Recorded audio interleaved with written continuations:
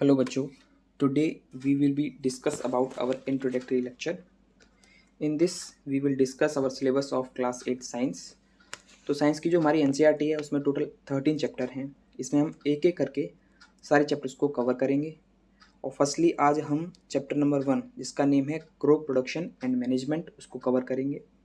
और बच्चे मेरे को कमेंट करके भी बता सकते हैं कि सर जो है हम इसी सीक्वेंस को कंटिन्यू रखें जो कि 1 2 3 4 और लास्ट 13 तक, और या फिर जो है अपन रैंडमली जो चैप्टर पहले अंडरस्टैंडिंग है समझने वाले हैं उन्हें पहले कवर करें और बाद में जो इजी वाले चैप्टर हैं थ्योरी वाले उन्हें कवर करें।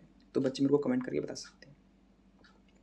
और एक और इम्पॉर्टेंट चीज़ कि जो भी चैप्टर यहाँ पर फिनिश होगा तो फिनिश होने के बाद आपको जो है हर चैप्टर के PDF नोट्स दिए जाएंगे, जिसकी लिंक जो आपको डिस्क्रिप्शन बॉक्स में नीचे दे दी जाएगी, जहाँ से आप उन्हें ले सकते हो, अपनी नोटबुक में नोट कर सकते हो या फिर उनका प्रिंट आउट निकलवा सकते हो। ओके।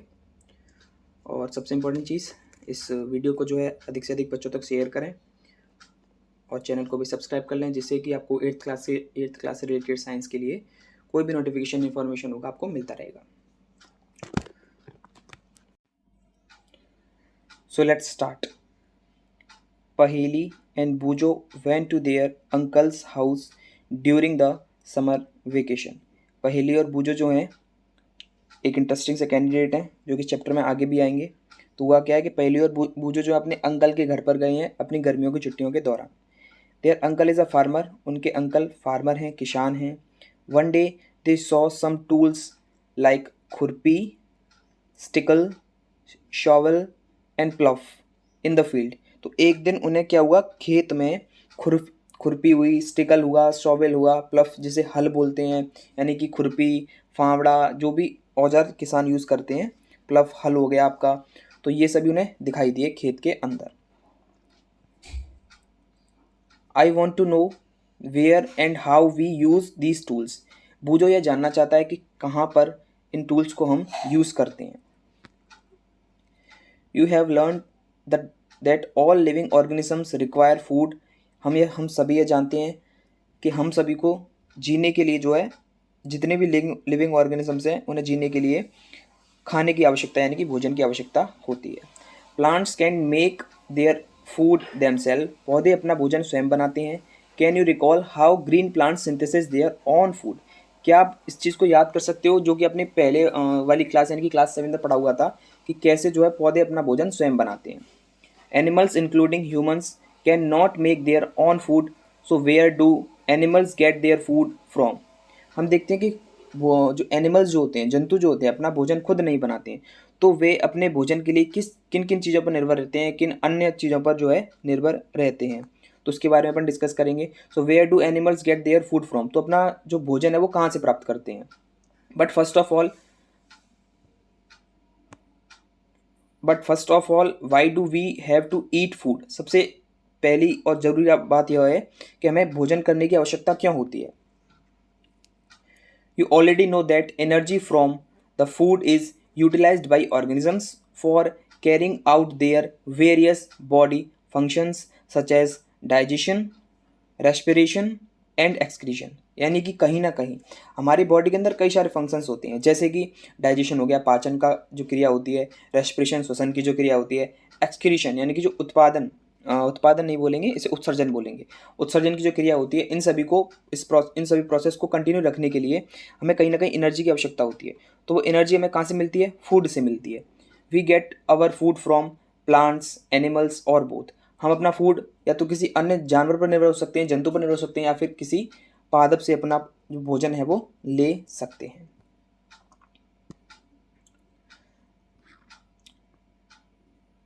भाई जो हर्बीवोरस हैं वो तो प्लांट्स को गेन करेंगे, जिनसे अपनी एनर्जी लेंगे, फूड लेंगे। पर जो कार्निवोरस हैं वो किसी एनिमल्स को खा सकते हैं, तो वो जो है कार्निवोरस की श्रेणी में आते हैं।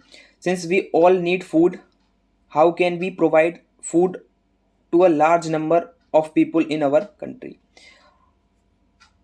हम सभी को भोजन की आवश्यकता होती है। फिर जो है हम अपने एक पूरे देश को, एक यानी कि एक बड़े स्तर पर जो है लोगों को भोजन कैसे उपलब्ध करा सकते हैं।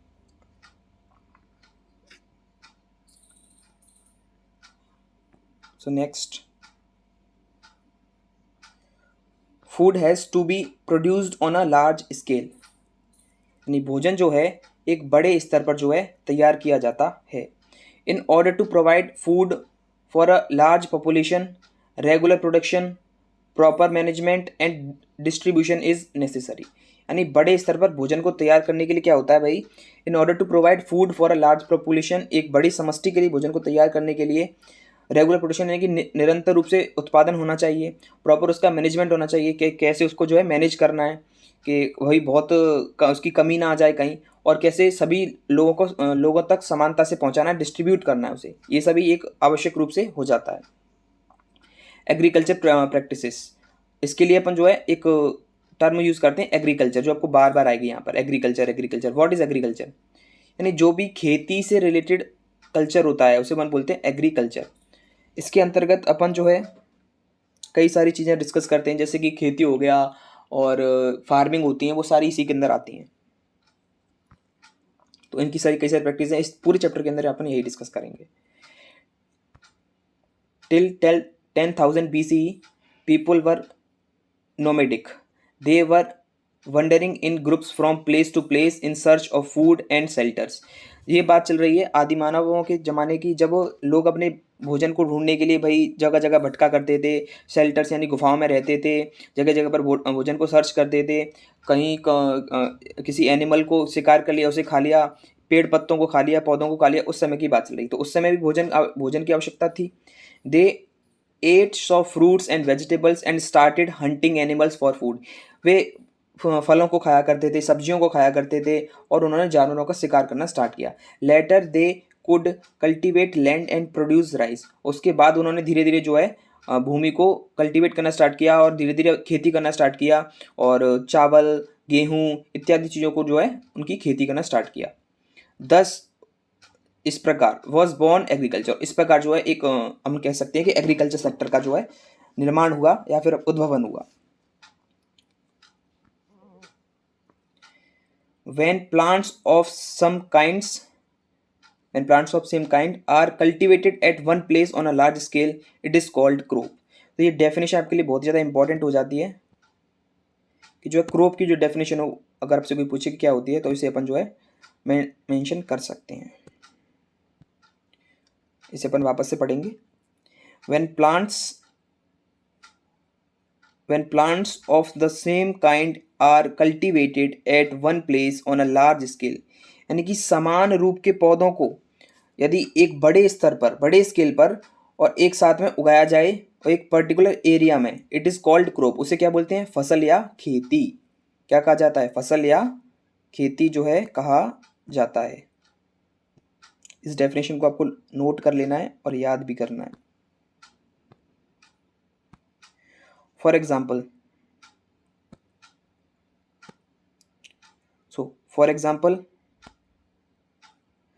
crop of wheat means that all the plants grown in a field are that of wheat। यानी कि हम एग्जाम्पल के लिए समझ सकते हैं कि जो गेहूं की फसल होती है, इसका मतलब क्या होता है? That all the plants grown in a field are that of wheat. जो बीज बोए जाते हैं, फसल बोई जाती है, वो व्हीट यानी कि गेहूं की जो फसल बोई जाती है, तब जाकर अपन उसे क्या बोलते हैं? गेहूं की फसल बोलते हैं। और सभी पौधे एक जैसे होते हैं, समान होते हैं। इसका कलर थोड़ा चेंज करेंगे यहाँ पर, ओके, इसको ब्लू कर देते हैं जिससे कि जो है इनको डिफ्रेंशिएट कर सके अपन।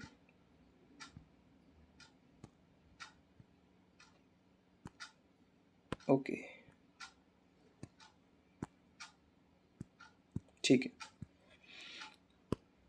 You already know that crops are of different types like cereals, vegetables and fruits। आप सभी जानते हो कि क्रॉप्स के कई प्रकार होते हैं उनकी, जैसे सीरियल्स हो गए, वेजिटेबल्स हो गए, फल हो गए, सब्जियां हो गई, है ना। ये सभी चीज़ें जो है अलग अलग टाइप की होती हैं, ये भी फसलों में आती हैं। These can be classified on the basis of the season in which they grow. अब देखते हो कि कुछ सब्जियां जो है बारिश के मौसम में अच्छी मिलती हैं, कुछ चीज़ें हमें जो है, जैसे आम है, आम का ये इस टाइम गर्मियों का मौसम होता है तो आम गर्मियों के मौसम में अधिक मिलता है ना। और कुछ सब्जियां एक पर्टिकुलर मौसम मिलती है, तो ये डिपेंड करता है सीजन पर। Season by season vegetables, crops, ये सभी डिपेंड करता है, और जैसे ही सीजन चेंज होगा तो फसलें भी चेंज होती हैं। हम इनको मोटे मोटे तौर पर 3 चीज़ों में डिवाइड करते हैं। रबी क्रॉप, रबी, खरीफ और जायद, तीन फसलें जो होती हैं उनको अपन सीजन के हिसाब से बांटते हैं। India is a vast country, India is a vast country, the climatic condition like temperature, humidity and rainfall vary from one region to another. यानी अपन कह सकते हैं हमारा जो देश है उसमें उसमें जो फसलें होती हैं कहीं ना कहीं क्लाइमेटिक कंडीशन पर डिपेंड करती हैं। ये क्लाइमेटिक कंडीशन क्या क्या होती हैं, जैसे टेम्परेचर हो गया, तापमान, ह्यूमिडिटी, नमी एंड रेनफॉल, बरसात, vary from one region to another, यानी एक स्थान से दूसरे स्थान पर जो है चेंज होते रहते हैं। जैसे कि अब आप इधर जाओगे पश्चिम की ओर, तो पश्चिम में हमारे राजस्थान है, और राजस्थान के इधर जाओगे तो पूरा रेगिस्तान पड़ा हुआ है, वहाँ पर जो पानी की कमी है, रेत है, और कहीं ना कहीं एक ऑड सिचुएशंस है जो कि फसलों के लिए होती हैं वो हैं।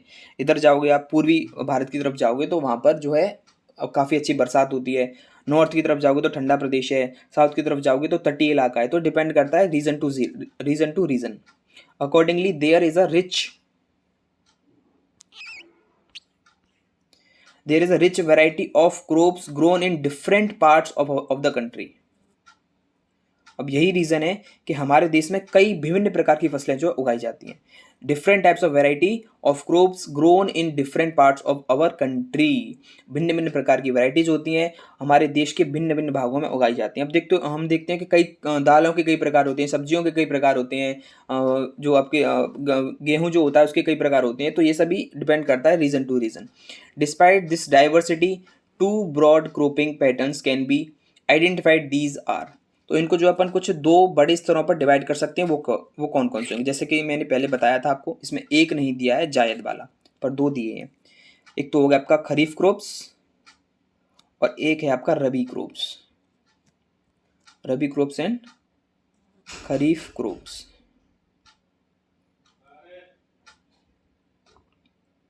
ओके, तो अभी अपन डिस्कस करेंगे जो है खरीफ क्रॉप्स को।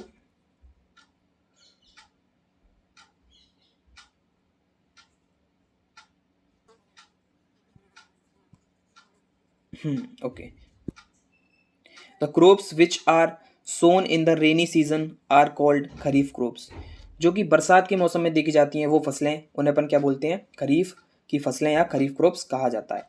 The rainy season in India is generally from June to September. जो बरसात का मौसम होता है वो भारत में जून से लेकर के सितंबर के बीच में होता है। Paddy, maize, soybean, groundnut and cotton are kharif crops. ये एग्जाम्पल्स आपको याद करने कौन कौन से। एक पैडी हो गया, है ना, पैडी हो गया, इधर अपन को ग्रीन से टिक कर देते हैं।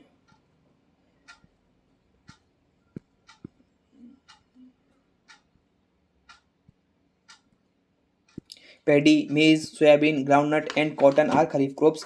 पैडी हो गया, मेज हो गया, सोयाबीन हो गया, यानी कि जो आपका सोयाबीन जो गलाकर खाया जाता है वो वाला, ग्राउंडनट, मूंगफली, कॉटन, रुई, ये सभी जो है इनकी फसलें की जाती हैं, तो इन्हें खरीफ की फसल कहा जाता है।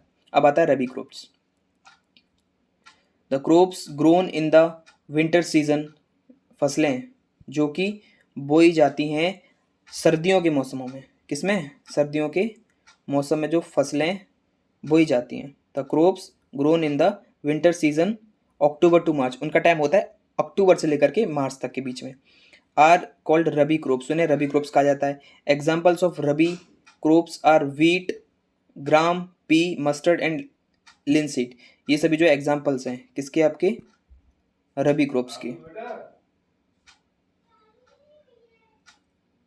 तो थोड़ा सा भी वेट करते हैं इसको, 1 मिनट, इनको अपन जो है कलर कर देते हैं जिससे कि एग्जाम्पल्स आपको अच्छे से याद हो पाएंगे।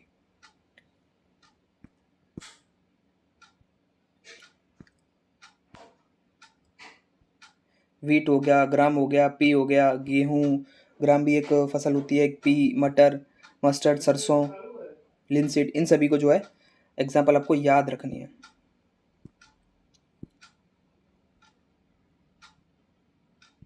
ठीक है, next. Besides these pulses and vegetables are grown during summer at many places. और ये जो these pulses and vegetables are grown during summer, ये सभी जो है जो भी फसलें हैं, दालें हैं, पल्सेस मतलब होता है दालें, वेजिटेबल जो भी आपकी सब्जियां होती हैं, are grown during summer at many places, भिन्न भिन्न स्थानों पर जो है गर्मियों के दौरान उगाई जाती हैं। तो आज का अपना जो लेक्चर है वो इतना ही रहेगा। और बाकी का जो है अपन कल कवर करेंगे। आज अपना इंट्रोडक्टरी लेक्चर था, तो जो ऐसे अपन यहीं पर समाप्त करते हैं, बाकी का कल अपन डिस्कस करेंगे। So thank you.